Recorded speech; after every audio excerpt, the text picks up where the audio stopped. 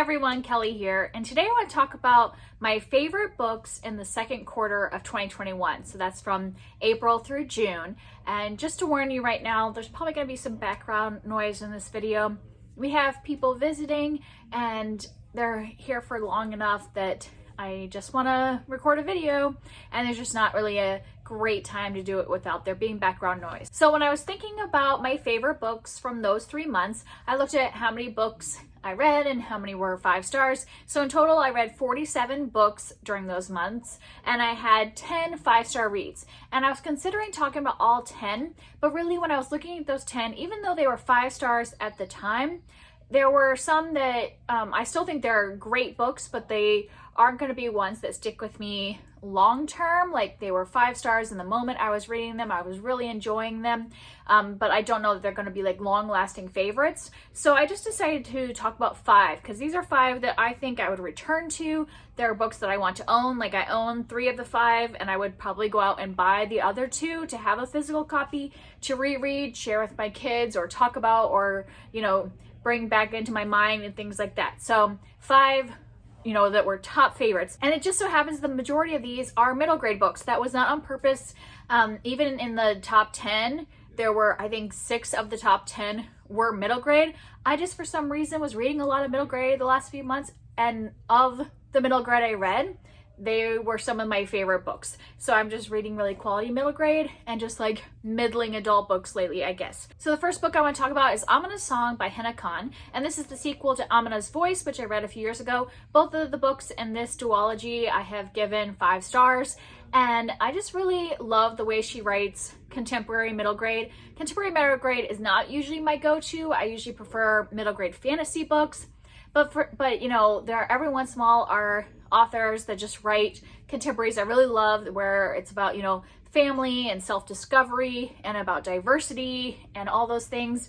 And I just really enjoyed the way she combines everything into these books. So this book in particular talks about Amina, who is the same protagonist from the first book. And in this one, she is just returning home from a family vacation to Pakistan, which is, you know, where her family originally is from. And so she had, you know, uncles and cousins and things like that that she was going to visit. And she just wanted to share her love of Pakistan with the other people in her class, and just some things go awry.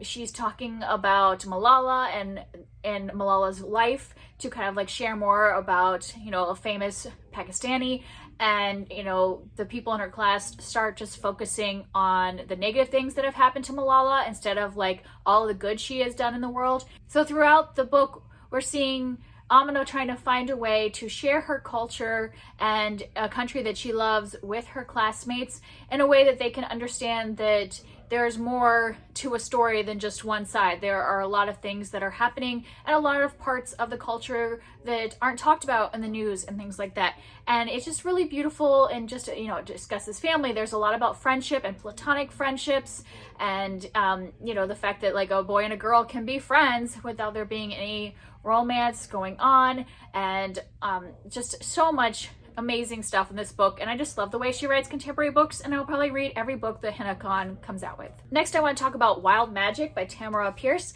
and this is the first book in the Immortals Quartet, and I own all 4 of these books, and I had actually read this book last year, but I was waiting too long before continuing the series, so I wanted to reread it, refresh myself before I continue, and I still loved it. I gave it 5 stars the first time I read it, and I gave it 5 stars this time, and even though it's a reread, I really just want to highlight it because I loved it, and I definitely want to continue with the story. This follows a girl named Dane who is able to communicate with animals, and she gets a job kind of helping this woman who is herding horses and taking them from one part of the country to the other. And, you know, she learns more about this ability that she has to talk with animals. And throughout the story, we see that some dangerous creatures that haven't been seen before start appearing in their country and in their kingdom and things like that. And so Dane might have some ways to help with that through her abilities. And I just really love her as a character. I love the way she connects with animals. I love the way she starts to make connections with other people because she's had a lot of trauma in her past and opening up again to other people. And there's just so many great themes in this. We also see some characters that we met during the Song of the Lioness Quartet. So if you're going to read this one, make sure you read that quartet first, because you know, you might get spoiled for what happens to some of the characters in the end of that, because they do show up in this, and I really enjoyed seeing those characters several years later. And yeah, I love this so much, and I definitely want to continue this. Probably next month I'm going to continue the series so that I don't have to keep rereading the first book in the series over and over again. Next I want to talk about Ophis Ghost by Justina Ireland, and you have probably heard me talk about this in several videos if you watch my channel, because I just absolutely love this book. So this is about a girl named Ophi who at the very beginning something traumatic happens to her, and through that event she discovers that she can talk to ghosts and see ghosts and communicate with them. And then her and her mother move. They were living in the South. They move to Philadelphia, I believe. And there they start to work in this giant manor house. And of course, since it's a big old house, there's a lot of ghosts that she encounters. And of course, it's a big city, so she encounters a lot of ghosts throughout the city. And I just love her like learning more about this ability she has and how she can maybe like use it for good. And I just thought she was a very strong character in her own right. So it wasn't just about solving a ghost story, but really about following Ophi's character and how she's dealing with the trauma that she has been through in the past, and how she is you know, using her ability to try to find where she belongs in the world and things like that. And I just absolutely loved Ophi as a character. I enjoyed kind of there's a little bit of creepiness with the ghost story, but not much, just enough to be atmospheric. I also really love learning about this time period because this is taking place during the 1920s. And a lot of times when you read historical fiction in the 1920s, it's following like, you know, the roaring 20s and people having parties and all those things. And in this one, we're following somebody through the Great Migration and, you know, moving from one place to another and following a Black family and things like that. And I just think it's a really interesting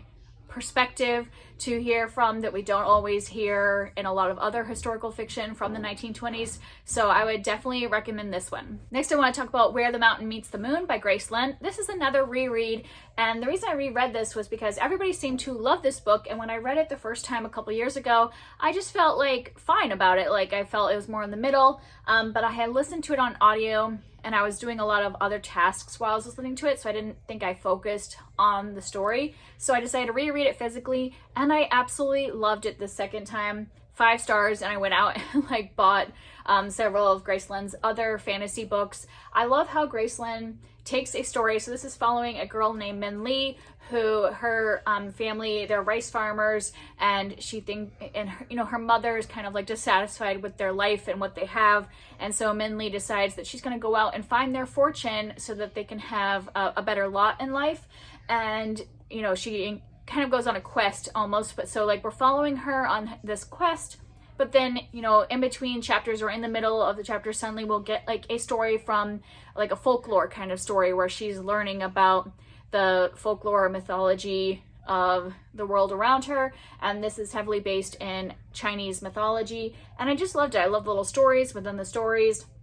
I really loved the family dynamics that we were discussing, like especially the character of the mother, like seeing her go from this beginning where she was so dissatisfied with life and with just like, you know, where she was as a wife and a mother, and where she was living and her work and all this stuff, and then see her character arc throughout the story, I thought was really moving as like being a mother and having young children as well, and just, you know, seeing that perspective. So we're definitely heavily following Min Lee and her story, since this is a children's book, but having that like also seeing that parents have growth that they have to go through as well.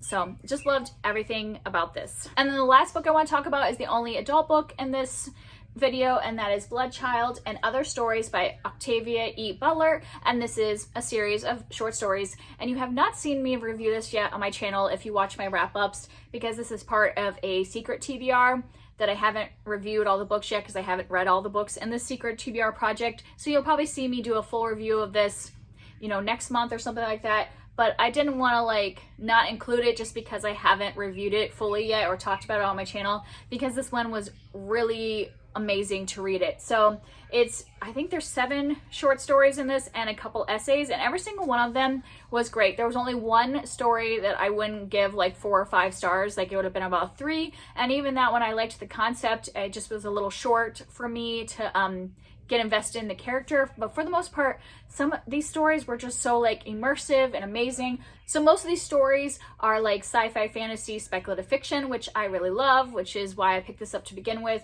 And then the essays are kind of her talking about writing in general and things like that. And so I really enjoyed just hearing her perspective.